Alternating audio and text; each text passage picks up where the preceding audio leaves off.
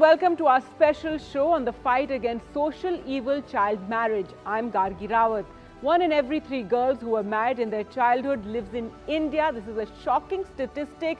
Earlier this month, in a landmark judgment, the Supreme Court held that child betrothals or marriages fixed while an individual is still a child also violate their rights to free choice, autonomy, agency, robbing them of their very childhood. Such betrothals, mutually agreed upon by the families, are seen as a deceitful means to escape punishment under the Prohibition of Child Marriage Act.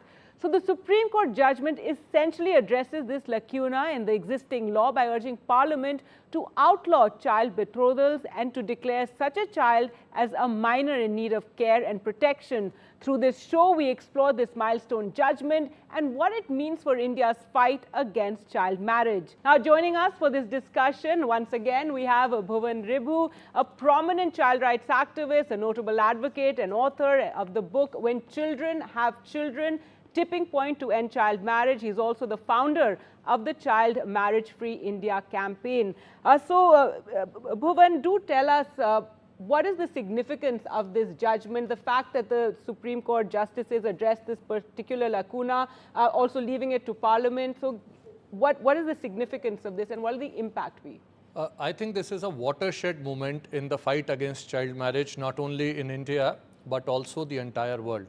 For the first time, the Supreme Court of India has created the policy framework, the institutional framework, and a holistic framework for action where everyone, regardless of the journey of the child, from the child or the girls themselves, to the families, to the communities, to the schools, to the police, to the panchayat, to the entire ecosystem they have targeted, which is essentially what I had also advocated for in the book When Children Have Children, through the picket strategy.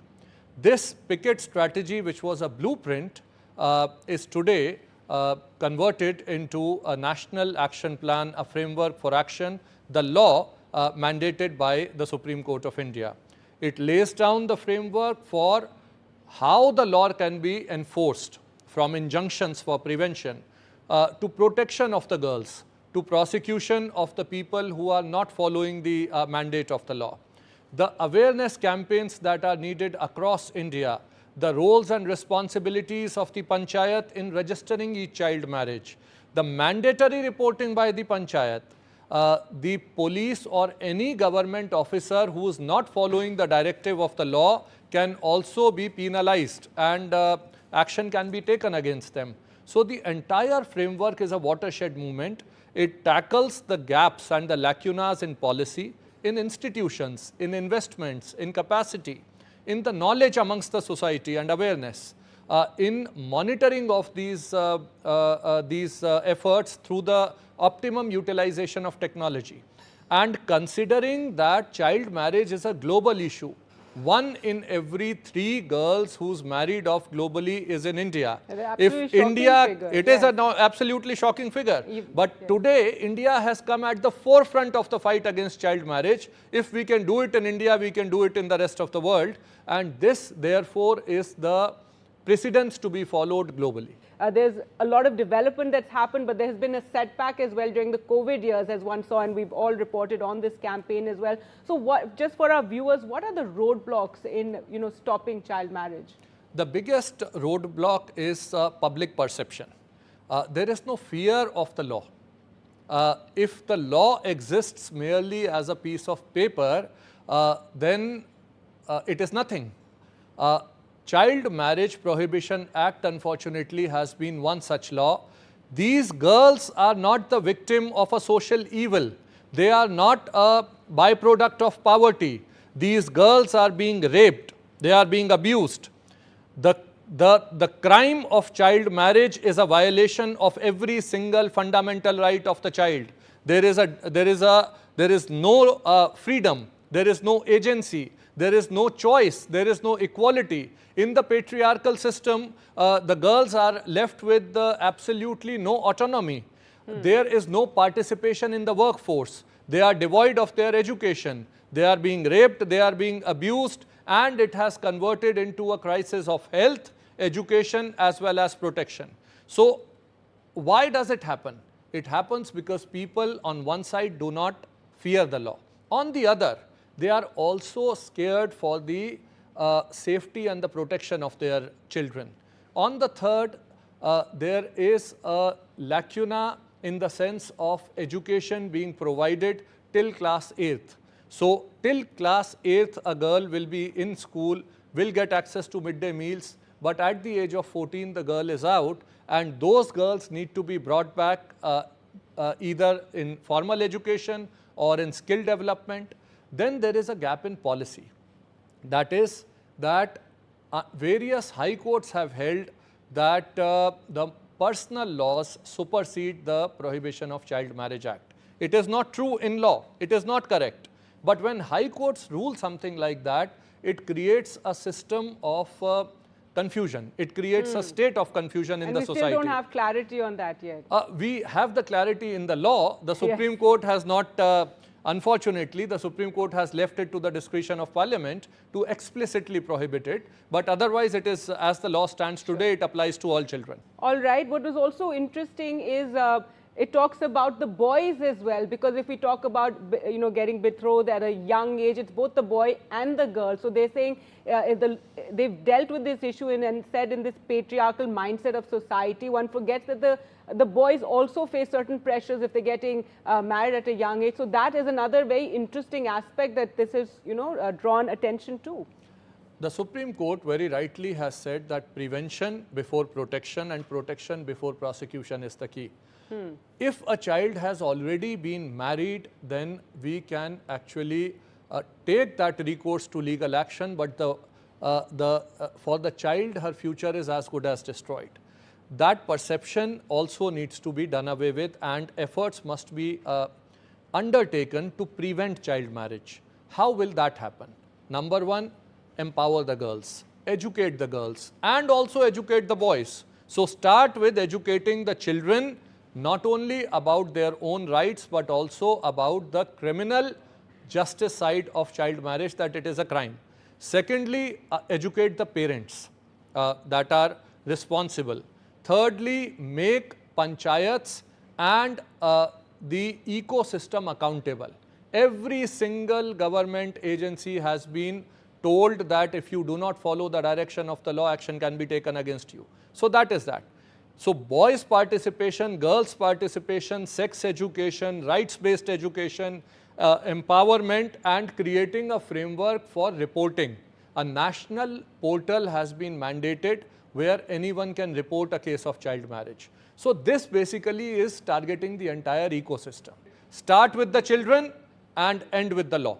That is what the... Very holistically, it has to be taken on. We're also joined by the petitioner in this case, Alka ji, joining us now. Now, it was a petition from civil society organization that led to the Supreme Court to this judgment. So, Alka Sahu now joining us from NGO Seva.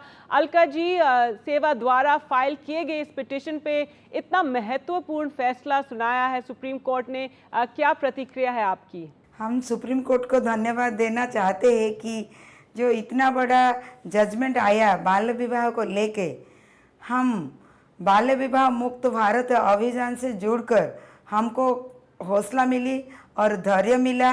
हम मिलके वो जो 2030 तक हम बाल्य विवाह मुक्त भारत और गांव बनाने के लिए हम कोशिश जारी रखेंगे। All right, thank you so much, Alka ji, there for joining us. And Bhuwan ji, coming back to the Child Marriage Free India campaign, now you work with an extensive set of NGOs on this issue. As you said, it's something that has to be dealt with at all levels, be it, you know, the administration, be it society. So tell us a bit about these NGOs and how they function at the different levels. So Alka ji is one of our partner organizations of the Child Marriage Free India campaign. In over 50,000 villages across India, led by the children, led by the women's groups, led by the youth groups, child marriage free villages are being created in over 50,000 villages. This is that blueprint being translated into action on the ground, which is also a part of the Supreme Court judgment. In fact, the Supreme Court says that, the Supreme Court said that. Villages, child marriage free villages, like open defecation free villages. Exactly, exactly. So this is not a civil society issue. It is a you and I issue. These children are all our children. And because every child is vulnerable, we are talking about 1 in 4 children. This is not only a criminal justice issue, it is also the biggest impediment towards creating the developed India. We get these girls into education, we ensure that they are not married off, we are ensuring the protection of every subsequent generation of these girls. This is just one generation of girls being saved will save the entire country's girls in all future. Absolutely, and we talk about how India is such a young nation and how we can use this as a strength, and here we're talking about so many girls, so many women just taken out of that equation. A very important issue, especially when we talk about a child marriage-free India. We're going to talk more about Bhuwanji's book on the other side. We'll just slip into a very short break.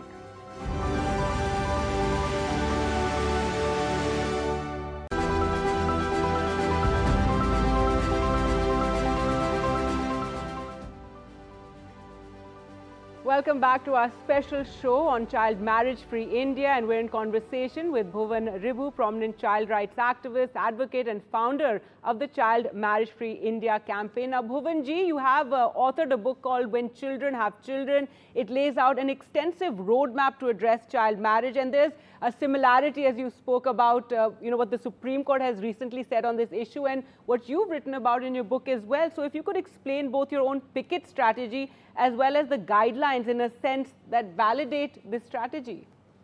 So in this book, When Children Have Children, the tipping point to end child marriage, in 2023, I had laid down the framework for action that we as a nation need to follow. By targeting certain geographies holistically, ensuring that there are robust policies in place for prevention, protection, as well as prosecution, each going simultaneously and hand in hand. Ensuring access to education for girls, for example. Ensuring access to rehabilitation for girls. Ensuring prosecution of people who are creating that ecosystem that supports child marriage. Prosecute them. That is the P.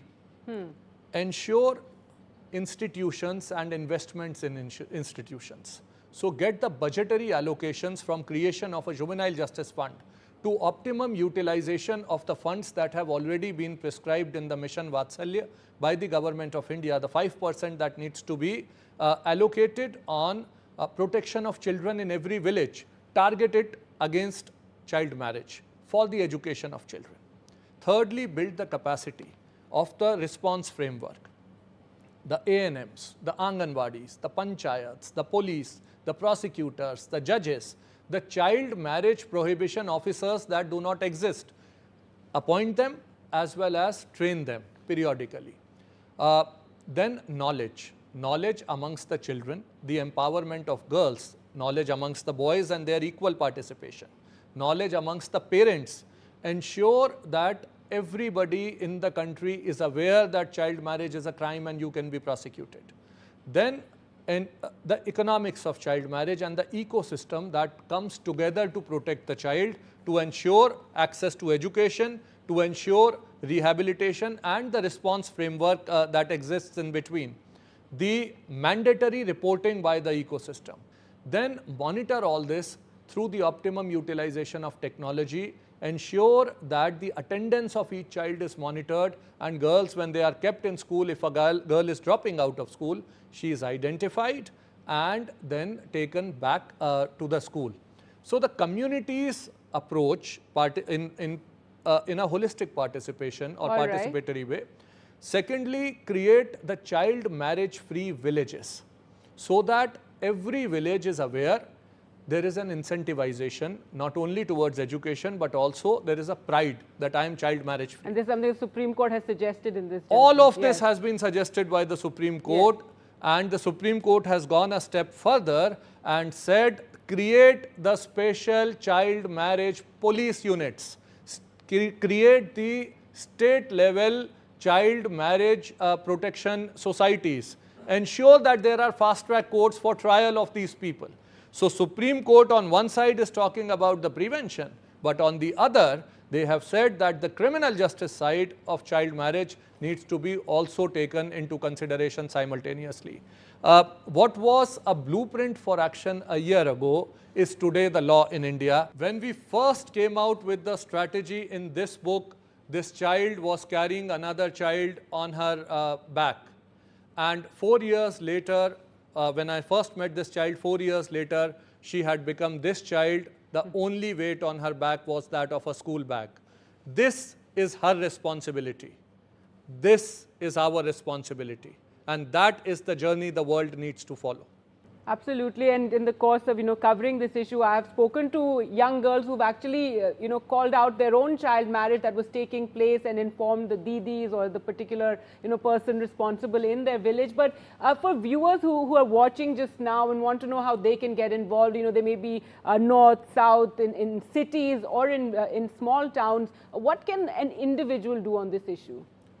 First and foremost, understand this is everybody's issue. No child is safe from people who are actually trafficking girls in the name of child marriage. And that is also a real issue that is in India. Secondly, report. Wherever you are in the country, if you hear about child marriage, report. Thirdly, support the children in their continuation of education. Support the organizations that are working against child marriage in your area.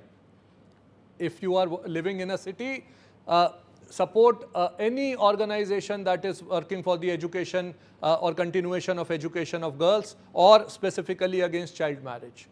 Fourthly, if a police officer, if a panchayat or if a law enforcement officer is not following the direction of law, report them as well. At the end of the day, it is the panchayats who are going to record child marriages, register child marriages. It is the municipalities that are going to ensure that child marriages are reported, and the education till the age of 18 that is going to solve the problem along with the prosecution as the Supreme Court has espoused. Lastly, it is not an Indian issue. It's a global issue. What we do in India, the world is watching. We have created the laws, we have created the institutions, we have created the framework of action.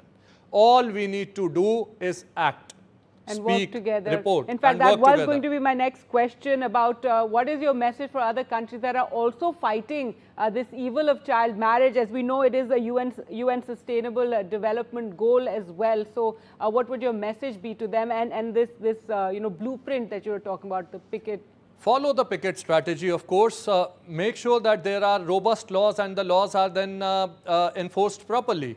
We are unfortunately living in a time in 2024 where a country is talking about allowing child marriages to take place at the age of 11.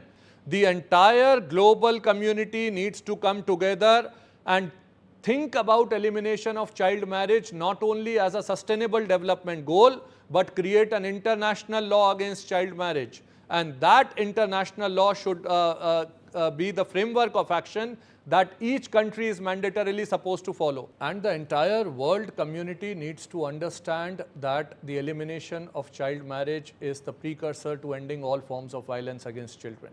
There is no bigger violence against children than the marriage and the rape, the sanctioned rape of our girls in the name of child marriage. If we want to progress as humanity, the ending of child marriage is a must. This judgment is the result of the groundswell of action which has been happening across India. It signals the beginning of the end. And this is the time when the government needs to come forward with purpose, with urgency, and initiate a national campaign of action against child marriage, which creates a culture of both awareness as well as accountability, which ensures that panchayats, police, state governments, A&M, schools, teachers, parents and children, everyone participates in this endeavor to make India a child marriage free India by 2030.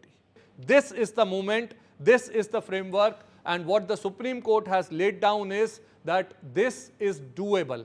In the next 5 years, we will do it in India. And I hope that India leads the way and the world follows. Definitely hope in the next 5 years we can actually, eradicate this evil from our society. Thank you so much, Bhuwanji, for speaking to us and telling us, all about this, about the recent Supreme Court judgment as well. And clearly it's something that all of us need to think about, because this is a society evil and it's for all of us to come together to end it. Thanks for watching. Goodbye.